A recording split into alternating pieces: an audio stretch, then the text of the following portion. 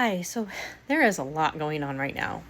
And last night, I actually watched something around someone who did something very horrific in Florida. And as I was watching his response, a lot of people were very upset around this. Now, I'm going to bring up his name. I'm going to explain what was going on and the clue that I think really went unnoticed. So I was watching Stephan Stearns. Yes, Stephan Stearns, the one who decided that a 13-year-old girl should be a 40-year-old man, or almost 40-year-old man's girlfriend. Yes, but she was younger when he decided that that should be his girlfriend. That's a huge age difference, and I don't think that's okay, especially not in the United States. I don't think Florida has made some sort of thing that, you can be with someone under the age of 13 when you're in your 40s or your late 30s. So, and then they unalived her. He's been accused of unaliving her. Now, he pled no contest to unaliving her, but he didn't he didn't plead no contest to trying to make her his girlfriend. Okay. He really wanted to make her his girlfriend, and he did things to make her his girlfriend. So, Madeline, Soto, her mother, Jen, didn't show up at the court hearing at all. And a lot of people were like, why didn't Jen show up? And a lot of people were just angry that she didn't show up. But there was a clue.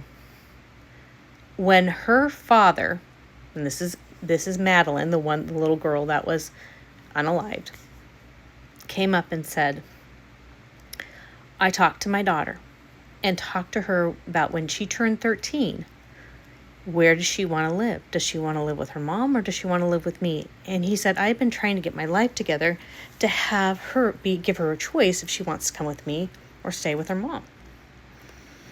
Well, Madeline, according to him, said, I want to come stay with you, Daddy.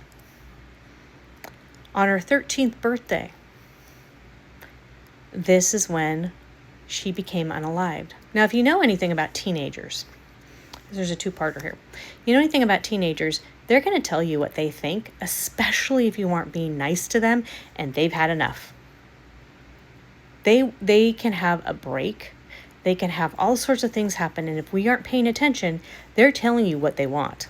So can you imagine? I'm going to give you a couple clues here. So a lot of times when people, I'm probably going to have to do a two-parter on this.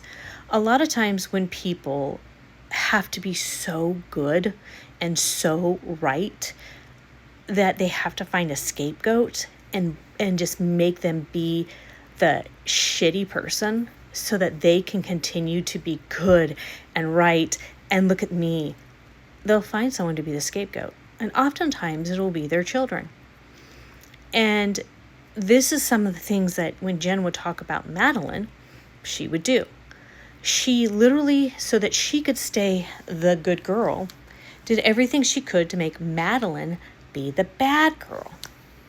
Yes, it's very sick. And yes, this is some of the things that people talk about that narcissists do. But it's a very common thing when women get competitive with each other, when a woman has been severely wounded and thinks that she has to compete with her daughter, and when a woman has to be good no matter what because of the narrative she's been taught by society, by her family, the narrative she believed growing up in school, the narratives in her community, all those things. So this is why I talk so much about narratives, because if we get shattered at a certain age and get shattered in those narratives, this impacts how we treat others and treat ourselves and view ourselves. So if she was viewing her daughter in a way where she saw her daughter as, I've got to find someone to be my bad part so I can be good because I can't see that I'm bad, that's what she was doing. So now, can you imagine if her 13-year-old said to her, I'm leaving you, Mom. I've had enough of you being mean to me. I've had enough. Can you imagine if they got into a fight? Now, you also have to understand, Jen gets money for her daughter being there. She doesn't make a lot. She has roommates. Cost of living is expensive. Stephan, who's living with them, is a mooch. He's not bringing anything in. He plays around and plays video games. And if he is bringing things around, it's not legitimate. So there's some things going on around finances. So there's that component too. So you're taking away someone's livelihood and someone's emotional torture bag, or whatever you want to call it. So when someone gets that upset, they're going to freak out and possibly do something about it, especially if they're already angry with you anyways. I never really wanted you anyways. And so that can also be, I'm blaming you for having you. She only had one daughter. So that could also be a reason. You can't leave me now that I've had you and I've given all of this time to you. How dare you? You are obligated to me. Some of the things they say, even though they'll say they never wanted you and they were forced to have you. But you can't leave them. They want to get rid of you on their terms, but not on your terms. Very common thing. So think about that. She's 13. She's not going to be skillful in telling her mom and Stephan, I want to leave. And she may not have said anything till she was 13.